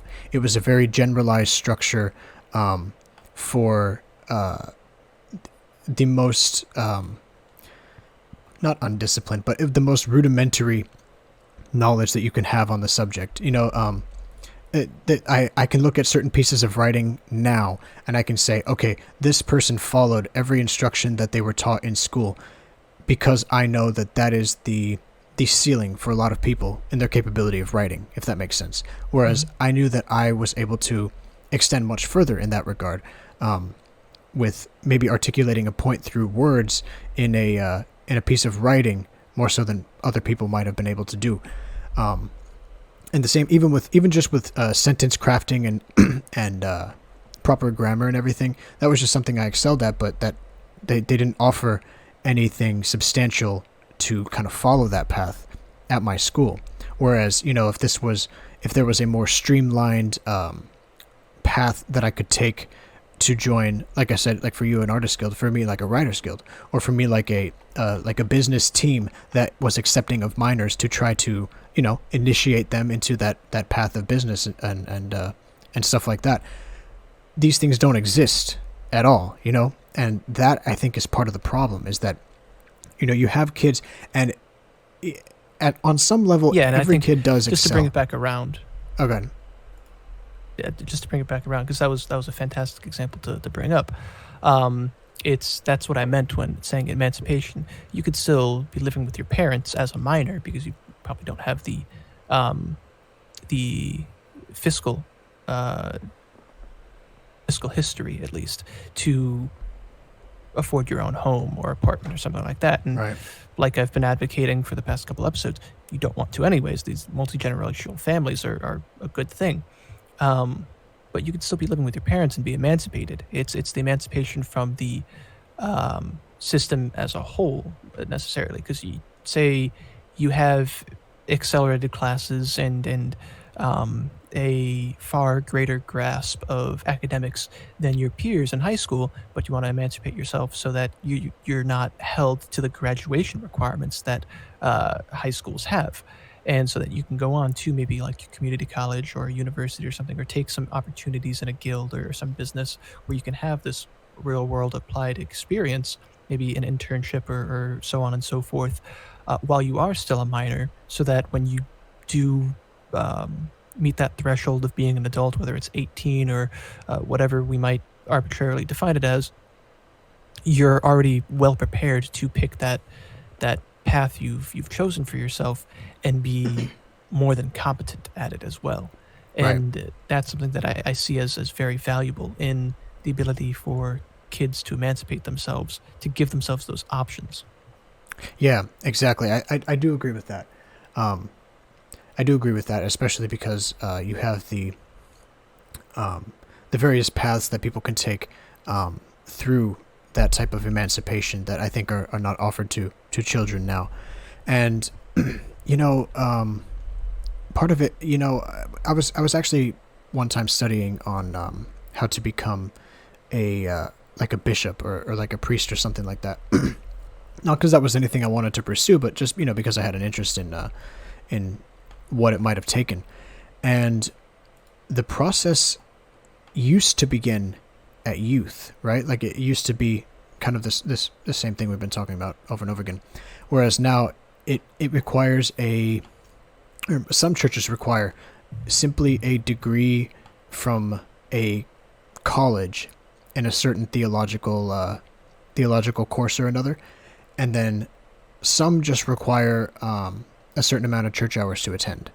And that struck me as odd because the requirements are still very very narrow in the sense, or not very narrow, very fluid in the sense that I was speaking of before. There was no legal requirement. It was like the political in terms of policy and the legal requirement.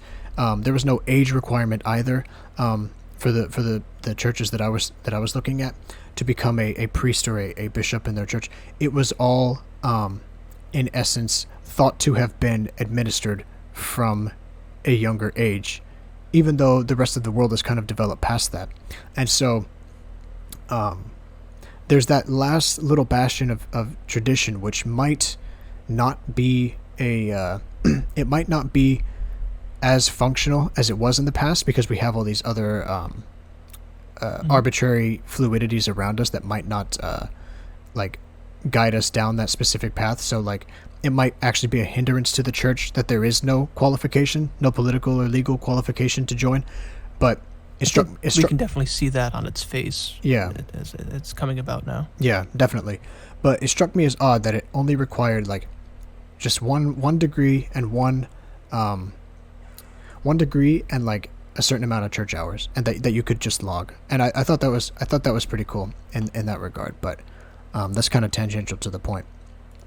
But yeah, I mean, and that still was a beneficial addition to. It's not just because there's always the spiritual aspect of society too that's needed, and that's things that people often forget. And like, okay, how do people become ministers and church figures and things like that? And it often comes with these snake in the grass type of pastors that are either at it for money or at it for a political agenda, that are there subverting the church consciously or unconsciously. And it's been a deficit to the West in that regard, as well as all the other things we've spoken about. But that can kind of bring us into the other point of civil conscription, and where someone might not have an idea of what they want to do with their life, even when they do come about to that legal definition of adulthood. Like once they're done with school and everything else, they might not have a proper idea of what to do. And this could be a good alternative. And it could give opportunity to bear some of these civic responsibilities and duties before whatever arbitrary age that's defined at. Right. Because legal adulthood could be different from civic activity.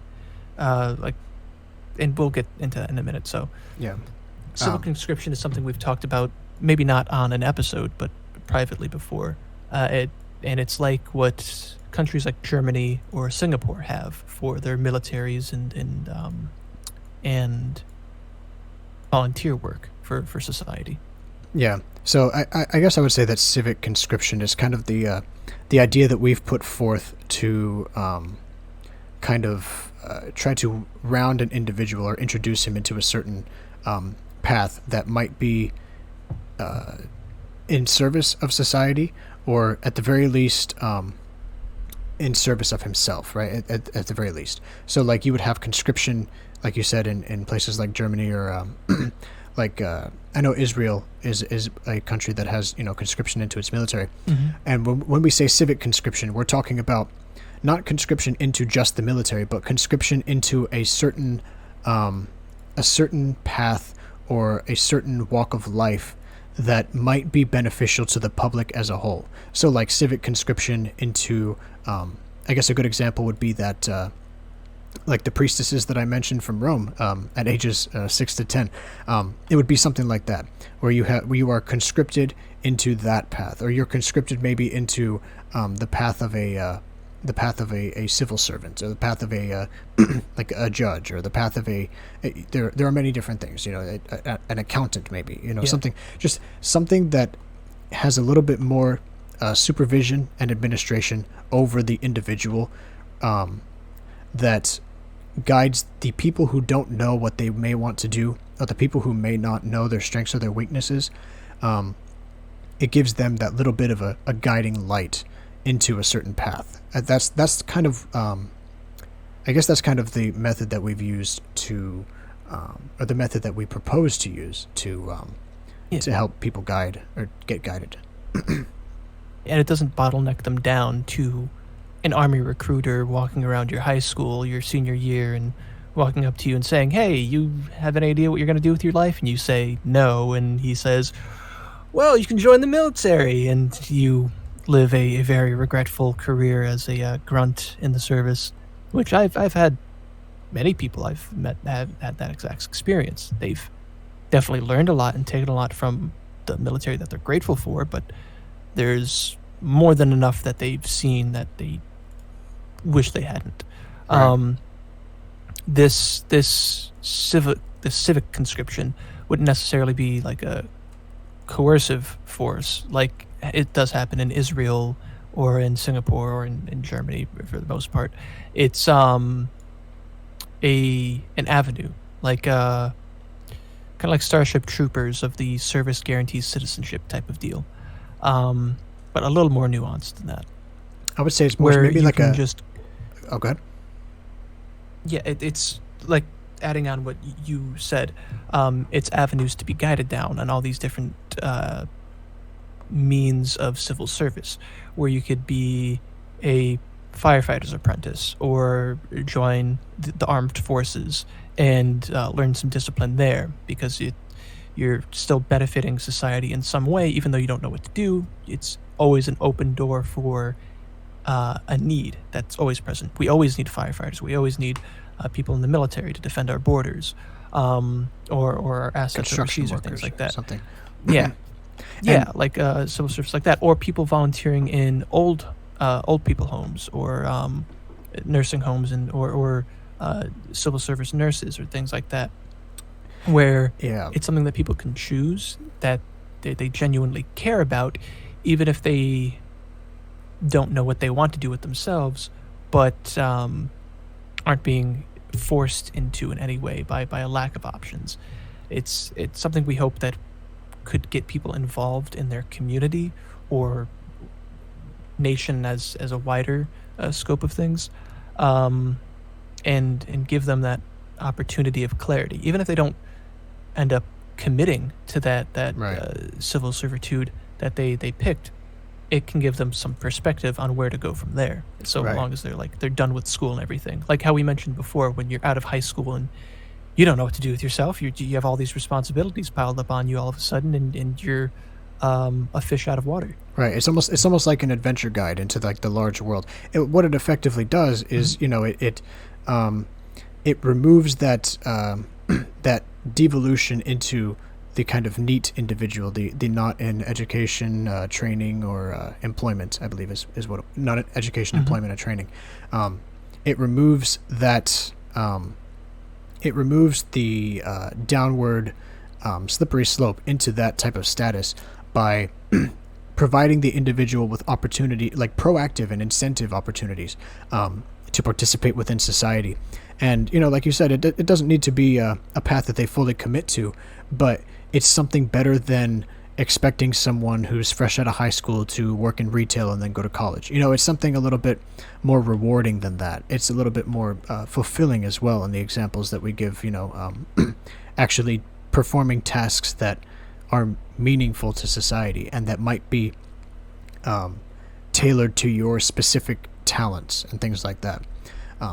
And the infrastructure is there to be able to do it. They have the tests like the SATs that they give to every high school student. They have the tests that they go and make college students take and things like that.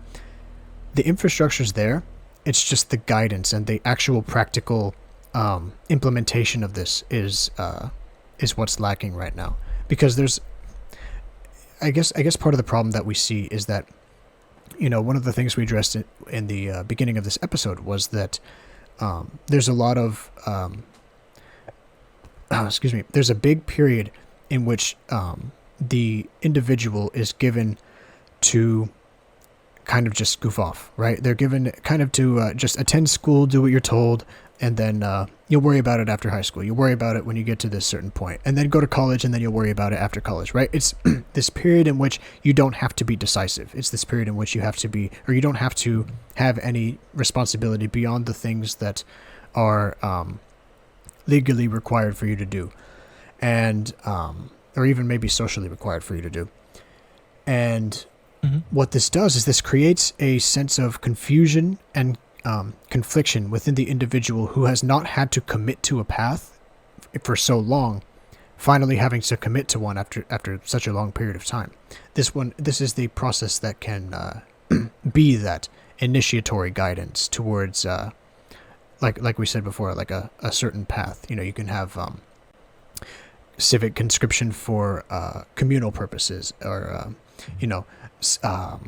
civic duties for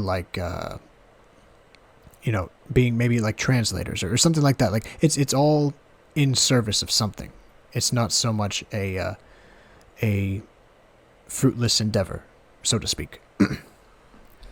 And I guess I do want to add, to give more context on what I meant when open up opportunities in your civic duties or responsibilities and so on, is if you do decide to go down that route of civic service, that could open you up to gaining all of those responsibilities or gaining all of those rights, I guess, that come with meeting that threshold of civic responsibility. Whereas, say, like, in my opinion, I raised the bar for most things to the age of 25 for people to actually be able to do most things, like to purchase alcohol or recreational drugs, or to have to pay taxes even too. Like these different pros and cons to civic duty and responsibility that you have. It doesn't come about until you're older, because that's just how society is functioning now. It's progressed that threshold of age a little further ahead, and now people who are 18 are well underdeveloped for that threshold, whereas someone who's 25 maybe had gone through college or something like that, has the life experience, work experience, so on and so forth, to be able to have a stable life and then get involved in these different things, and then worry about things like taxes or property values and so on and so forth. But if you go through the avenue of civil service or civil servitude, that could open up you to those things a lot earlier, like buying alcohol or buying guns, or financing a rental car or something like that, if you wanted to. But that would open you up to things like being taxed and so forth as well. So it's the pros and cons of this responsibility, and that's there as a benefit for being able to benefit society so directly in this civil service, taking care of the needy, like the elderly who don't have family to take care of them, or risking your life to fight fires, or put yourself up in the military and things like that. These decisions all have risks or all have strain that are imbued upon them, which is the reason most people don't go into those fields in the first place, because they have so much risk or hardship. And so having that nobility to be that person and give the civil service grants you that citizenship, like they put in Starship Troopers. Right. And, I think this is also a path that should be given to anyone who aspires to be in a position of authority. This would be kind of like that modern equivalent to the priestly raising, or the princely raising, right? The aristocratic nobility, right? If you were to aspire to become in a position of authority, if you were to aspire to public office, whether that be through being appointed or through a voting process, it doesn't really matter.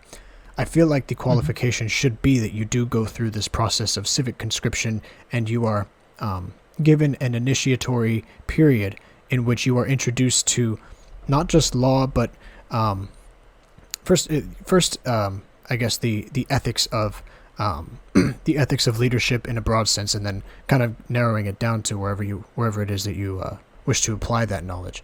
But like I said, this could be like a equivalent to that path, that sort of aristocratic raising that was given by families before, that is kind of lacking now. It would make up for the lost time. You know what I mean? It would be that that period in which the individual finally gets to go down that path, and it would solve that problem of these positions having strict on-paper requirements, but not having very strict administration or supervision over the people who aspire to become in those positions. You get what I'm saying? Yeah, absolutely. I think that's actually would be a clever way to kind of gatekeep positions of power, to be able to state, well, have you met this threshold of requirement for age and so forth, or have you volunteered yourself in civil servitude to like at post high school or something like that? And if you did that, then well, okay, you have an obvious disposition to benefit the rest of society. Right. We're hoping to trust you with this power in this position of like a mayor or a governor or up the chain of government service. Right. And it should be thought of as that. It's just a higher level of service, and it has its own risks and rewards that pay out to it, which is what our politicians today have pretty much all forgotten. It's not just some get-rich-quick scheme or rise to fame through the electoral process, titles and positions they hold. Yeah. Through the electoral process. It's civil service. That's what it is. And these other aspects of civil service could be an excellent way of gatekeeping anyone's ability to move into that higher position of authority or power, this decision-making process. Right. And it could be the same with voting. Like I mentioned, my personal opinion is that it should be raised to 25 to be able to drink or to do any of those things, but also to vote as well, because it's your decision making is clearer and more developed at that age too, and you've lived more, and it having all of those things happen at once kind of shows that you can tackle all of these things simultaneously without having to worry about it, because you should be a master of yourself by that time, and it's not you have to wait until you're 25, but these other avenues are open to you to be able to do it sooner. Right. But there's always the volunteering, the giving yourself or sacrificing something of yourself to be able to do that. Right. It's more so a choose how you go type of deal, right? Because if that's the path you want to go onto, you can meet these qualifications early, or you can wait until you qualify later on. You meet these certain qualifications. I think that's a lot more of a desirable process than what we have today, which is very uninitiatic, right? It is very throws you out into the world, throws you into position, throws you into this, throws you into that. It's a gradual introduction to certain things that, excuse me, that might otherwise take longer for a person to learn on their own through whatever process of like self-development they give themselves within a certain sphere. And there was something you said. Oh yeah, there was something I was gonna mention about the leadership aspect of it. Is that I would say, like, for the positions that were held by those kings, administering the princes in a princely lifestyle, for example, an aristocratic lifestyle, I feel like it should be the former veterans of the trade, right? So if you have older politicians who might school newer politicians, you have older even as far as lesser trades like construction, you could have older construction workers kind of administer newer construction workers. You can have them get certified to do that. It would be a lot less of a on paper qualification, like I said, but more so a I have done it and now I am a teacher a qualification. It's more like it really is a manifestation and a demonstration of the master and apprenticeship principle, right? Where instead of going to college to teach something, you have actually done it, so now you can teach it. It's that type of idea. Yeah, and I think a beautiful way to kind of describe everything we've just put forward is take the example of like a 14-year-old who wants to emancipate themselves so they can go and volunteer or be conscripted into Civic Conscription and take care of the elderly at like a nursing home. And they dedicate their time to that and have stable finances and so on and so forth. That kid would have far more justification to have their say in society, to have the right to vote, to have the right to bear arms, to all these things, because they've proven themselves in their actions, than, say, a 35-year-old Reddit moderator that works at your local Denny's and doesn't really contribute anything to society other than paying the rent to his apartment that he doesn't own. There's a very difference in the quality of man or even woman in that situation. Yeah. Where the 14-year-old is far more deserving through their actions than the and even their aspirations. 35-year-old would be through and their aspirations than the 35-year-old is through what they've done with their own life, and that's 3 times the senior of the 14-year-old. So they've had all that time and done far less for society than this child has, but they for some reason have more of a right or more of a say than that kid does. And I think that's the difference in mentality that we've lost in our society, where that later example was never tolerated in ancient societies. And it's only available now because of this decadence in technological advancement and everything and so forth. But that avenue of representation that 14-year-old might have had in ancient societies is pretty much all gone in modern day, and that severely disenfranchises these very young and capable people, because it honestly will surprise everyone, no matter who you are, the ability to which kids are capable of. Like, you, with proper instruction and proper guidance, and then just giving kids the confidence of things, bearing that they know the consequences of their actions, you could put a kid on like a backhoe in the country and like have them dig a trench to lay down pipe and stuff, and it could be like an 8-year-old working this heavy machinery, clear as like no issues, perfectly fine, everything's safe. They just need the guidance, and right. then the kid can basically do what a journeyman who's 25 would need, like years of practice and certification to actually go out and do.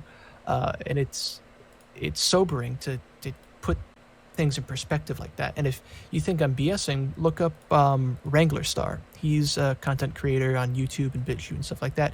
And he had a backhoe that he rented and put his, I think, 12-year-old son on it, just showed him the operations, instructed him on what to do, and the kid dug a channel for a pipe that they were laying down for the well water that they were getting for their homestead. No issues whatsoever. And he used that as an example of like what kids are truly capable of given the correct guidance. And that's the point we've been making this whole episode. Yeah. And you know what's funny is that, yeah, that's I was just going to tie it back into what I was saying earlier, that the range, especially of late childhood, early teenage years, the 11 through 14 ages, this is the age that I do think that is very underestimated in their capabilities and in their awareness and ability to understand. And so, like, that's exactly what I was saying. That example is a perfect example of, everything that we've been talking about, the master apprentice relationship, the administration of the duty itself, more so being qualified by technique and confidence and capability, rather than by a certain age threshold or a certain legal or logistical or political threshold. And then also, you have the demonstration given by the child to actually live up to the expectations that was put on his shoulders. But he wasn't given mastery. He wasn't given any type of authority. But he was able to show that in due time, he could get his authority and he could get his mastery. But that actually kind of reminds me of something that happened. I believe I was 2 years old. This is the first memory I actually ever have. But I was 2 years old, and my mom and I were taking a trip to Arizona, and she had like some friend that she knew there or something, and for whatever reason I really like tractors. I don't know. I like the excavators, and the ones that would like dig the dirt out of the ground. And we came across a guy who was using one, and he actually got out and talked to us for a little bit. And my mom told him, he loves tractors, he loves excavators. And the guy actually let me get in the tractor and push the buttons and dig the sand out of the hole and stuff like that for maybe like 15 seconds until I slammed the thing on the ground and kind of, messed up the buttons and the maneuverability of it. But the thing is, like, he was willing to be trusting of me in that position, and I think that's something that a lot of people don't. Like, a lot of people are so afraid to put their trust into a child like that and to just maybe watch them fail for like a few tries before they actually get it right. But the times that they do get it right, or the amount of time that it does take them to get it right, is significantly less than most adults would assume children to have as a threshold. Yeah, I think the best way to put it is the way I just thought right now as you were speaking. Is a child is as competent as the adults that surround them, and that's most true in that situation you just described there, because it wasn't so much that the man who was operating this excavator didn't necessarily trust or mistrust any 2-year-old or you yourself specifically. He trusted himself enough to be able to have control over the situation that he could let a 2-year-old on this expensive and powerful and potentially dangerous piece of machinery, but still make sure it's all within the parameters of his own ability. And Right. That's a thing that I think most adults, like I kept repeating all throughout the episode, of our predecessors in previous generations have been fumbling with, is they don't have the confidence within themselves. They have this neuroticism and this constant fear and this lack of control in the situation. And I see that even within my own family much of the time. Whereas younger people have an acceptance of the things they don't control, but also a higher degree of confidence in the things they can control. And that's something that's been setting apart Gen Z from our predecessors, is because we can go into something knowing we don't know anything, but kind of accepting the reality of that. Whereas our previous generations were too afraid to act or too timid to go forward with anything because they didn't have any self-control or control of their surroundings. So it was this constant, frantic, chaotic turmoil that they existed in. Even if everything was fine, it was this sort of psychological milieu that stunted these other generations. And now that Gen Z has kind of been raised in the fire, where we don't feel the burns and we can just march on and be a proper torchbearer of the generations we never knew. Right. And it is there is that degree of self-initiation, because we've been kind of talking about the process of initiation through these various supervisory figures in our development. But there is generally speaking two ways in which a person can be initiated into something, and that is either through a supervised and administered like group that has masters and apprentices and so on, and then there's also the self-initiation, which is a lot more informal, but the people who pass the trials of that self-initiation do it a lot better than people who have been initiated themselves. And I think that's what we're seeing with our generation right now, is that the lack of infrastructure has created a environment in which self-initiation is the only way to learn something, really. And you can really see the results of that in people who either live up to the challenge and do very, very well for themselves, versus people who do not live up to the challenge, and they kind of crash and burn kind of harder than the rest of the generations before them. That's very much how Evola put it as well, with walking that razor's edge of self-initiation, and the risk is slipping and falling and cutting yourself, and but the reward of doing so far exceeds anything that else is presented to you, and so much of a generation is doing that, and many of them have never even stepped onto the razor's edge, and they've just fell into the waste and are more or less lost. Right. Whereas the rest of us are becoming to be those men amongst the ruins that can stand amongst the ruin of society, whether it's this soft sort of whimper where everything goes out, or this catastrophic bang that will rock society's foundations. We'll be able to survive that and move forward and build something stronger and better. And that all depends on where we take it. Yeah. But I think that's a good note for us to end off on. How about you? Do you have anything? Absolutely. Okay. Yeah, no, I agree. All right. Well, yeah, I guess I thank everyone for listening into this episode of the Praxist Table Talks. Be sure to leave it a like if you do think that it deserved it. And if you are interested in finding us in other places, our social media links are in the description below, as well as a link to our Guilded server where you can apply and become a part of our community. So I thank you one last time, Cody. Thank you, Vincent. Yep. And I hope to see everyone here next time at the Praxist Table Talks.